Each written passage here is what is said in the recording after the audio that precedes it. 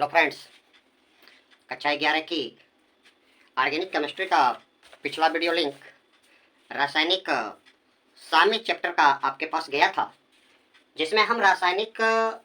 साम्यावस्था के बारे में चर्चा कर रहे थे। अगर अभिकारक ए के स्मॉल ए मोल और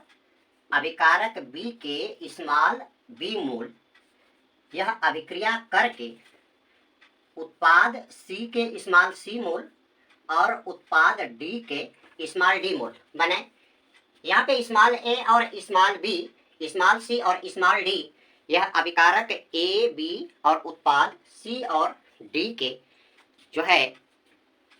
स्टोइकियोमेट्रिक कोएफिशिएंट या रस समीकरण मिति गुणांक है। यहाँ पे आपकी जो रेट ऑफ फॉरवर्ड रिएक्शन होगी के एफ एक्टिव मास ए के power small A into active mass B के पावर स्मॉल बी, और जो रेट ऑफ बैकवर्ड रिएक्शन होगी वह के बी एक्टिव मास सी के power small C into active mass D के power small D. In the state of chemical equilibrium the rate of forward reaction becomes to rate of backward reaction. और अगर आप द्रव्य अनुपातिक क्रिया का नियम लगा देंगे तो आपका हो जाएगा के एफ एक्टिव मास ए के power small A into active mass B के power small B equal to K B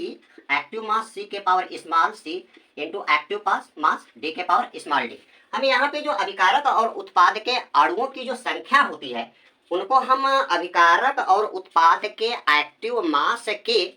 जो है एक्सपोनेंट के रूप में या घातांक के रूप में लगा देते हैं। अब यहाँ पे आपका हो जाएगा के एफ अपान के बी आपका आ जाएगा लेफ्ट साइड में इक्वल के, और ये हो जाएगा एक्टिव मास सी के power small D into active mass D के power small D upon active mass A के power small A into active mass B के पावर स्मॉल बी। यहाँ पे आपका के F upon K B equal to के सी, यह आपका कहलाएगा रासायनिक साम्य स्थिरांक कहलाएगा। अब आगे यहां से हम क्या कर दें, अगर आपकी अभिक्रिया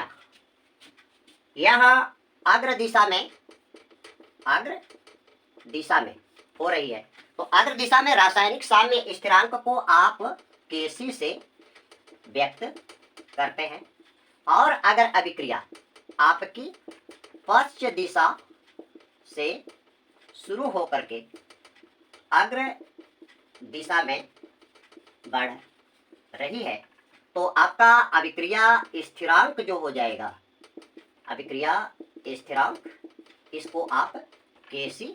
डैश से व्यक्त करेंगे। जैसे यहाँ पे आप देखें, ये अभिकारक ए के स्मॉल ए मोल, अभिकारक बी के स्मॉल बी मोल, यह अभिक्रिया करके आपके स्मॉल अभिकारक उत्पाद सी के स्मॉल सी मोल और उत्पाद डी के स्मॉल डी मोल बनाते हैं। तो Kc इक्वल आपका आ जाएगा एक्टिव मास C के power small C into active mass D के पावर स्मॉल डी अपान ये आपका आ जाएगा एक्टिव मास ए के power small A into active mass B के पावर स्मॉल बी। अगर आपकी अभिक्रिया फर्स्ट डायरेक्शन से शुरू हो, अगर अभिक्रिया फर्स्ट दिशा से शुरू हो, अर्थात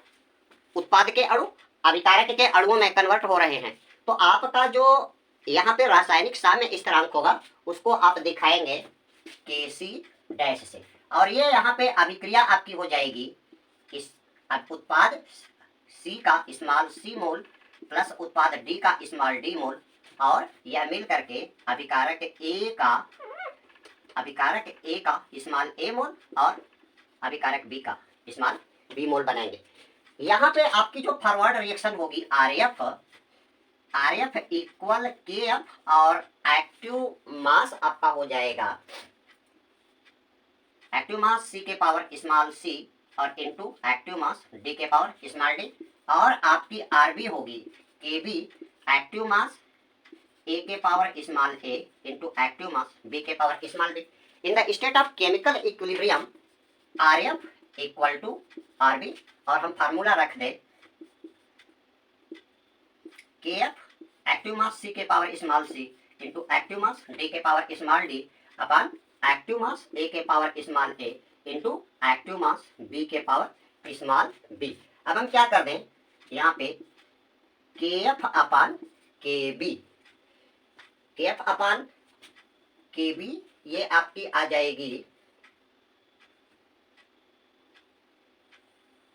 के एफ अपान के बी के लिए आप कर देंगे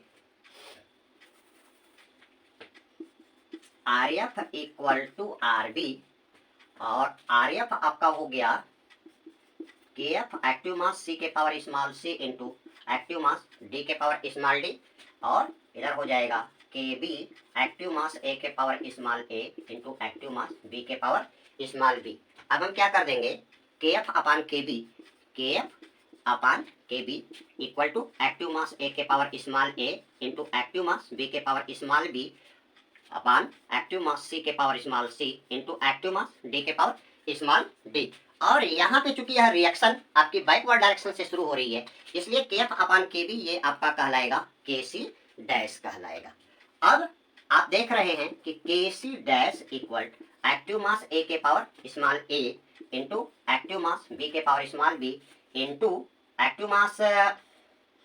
सी के power small C into active mass D के पावर स्मॉल डी, जो क्या है के सी डैश इक्वल 1 अपान के सी, 1 अपान के सी। तो अगर हमें अग्र अभिक्रिया के लिए रासायनिक साम्य स्थिरांक ज्ञात है और हमें पश्च अभिक्रिया के लिए रासायनिक साम्य स्थिरांक अगर ज्ञात करना है तो हम के सी डैश इक्वल 1 अपान के सी करते थे। मान लीजिए आपके लिए अग्र अभिक्रिया स्थिरांक का मान जो है 50 है। अगर अग्र अभिक्रिया स्थिरांक का मान, अगर आपको अग्र अभिक्रिया के लिए रासायनिक साम्य स्थिरांक का मान 50 है, अगर अग्र अभिक्रिया के लिए रासायनिक साम्य स्थिरांक Kc का मान 50 है, तो पश्च अभिक्रिया के लिए, पश्च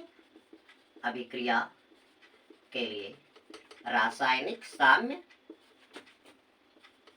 स्थिरांक का मान, जिसको आप Kc डैश से दिखाएंगे, और Kc डैश इक्वल 1 अपान Kc यानी 1 अपान 50 हो जाएगा। अब हम अभिक्रिया भागफल और अभिक्रिया के होने की दिशा का अनुमान लगाएंगे। कह रहा है कि स्थिर ताप पर किसी उत्क्रमणीय अभिक्रिया की साम्य अवस्था की स्थिति में अभिकारकों की सांद्रता और उत्पाद की सांद्रताएं क्या हो जाती हैं, कांस्टेंट हो जाती हैं। अर्थात साम्यावस्था की स्थिति में अभिकारक की सांद्रता और उत्पाद की सांद्रता में कोई बदलाव नहीं होता है, क्योंकि जिस रेट से अभिकारक के अणु उत्पाद के अणुओं में कन्वर्ट होते रहते हैं, उसी रेट से उत्पाद के अणु भी अभिकारक के अणुओं में कन्वर्ट होते रहते हैं। तो ये तो साम्यावस्था की बात आ जाती है, जिसको आप Kc से व्यक्त करते हैं। अगर अभिक्रिया आपकी साम्यावस्था की स्थिति में न हो तो साम्यावस्था की स्थिति को ग्रहण करने तक अभिकारक और उत्पाद की सांद्रताओं में बदलाव होता रहता है। और हमें यहाँ पे अगर अभिक्रिया साम्यावस्था की स्थिति में न हो तो साम्यावस्था ग्रहण करने तक अभिकारक और उत्पाद की सांद्रता में बदलाव होता रहता है। तो हम किसी निश्चित समय पे, किसी निश्चित समय पर उत्पाद की मोलर सांद्रताओं के गुणनफल में अभिकारकों की मोलर सांद्रताओं के गुणनफल से भाग दे करके हम अभिक्रिया भागफल ज्ञात कर सकते हैं। तो किसी निश्चित समय पे उत्पाद कि उत्पाद की मोलर सांद्रताओं के गुणनफल में अभिकारकों की मोलर सांद्रताओं से भाग देकर जो भागफल हमें प्राप्त होता है उसे अभिक्रिया भागफल या रिएक्शन कोसेंट के नाम से जानते हैं। तो किसी भी समय पे अभिक्रिया भागफल आपका हो जाएगा। अभिक्रिया भागफल को Q से आप दिखाएंगे और यह हो जाता है एक्टिव मास C के power small c into active मास D के power small d upon active mass A के power small a into active mass B के पावर स्मॉल b। साम्य अवस्था की स्थिति